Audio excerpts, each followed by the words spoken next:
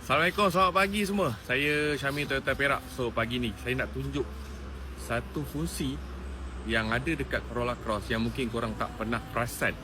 Okey, jom kita tengok.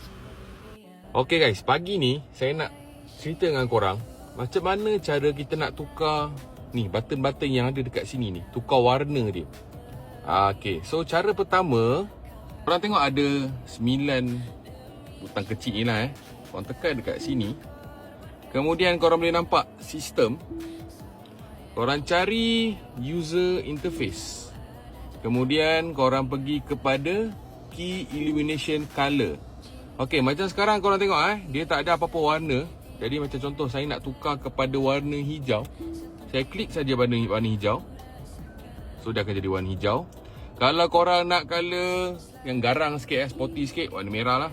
So pun dia boleh tukar kepada warna merah.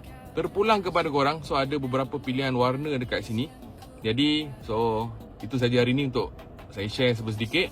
Anda kata ada apa-apa soalan, korang boleh terus komen. Terima kasih banyak. Jumpa lagi. Assalamualaikum. Salam sejahtera semua. Bye bye.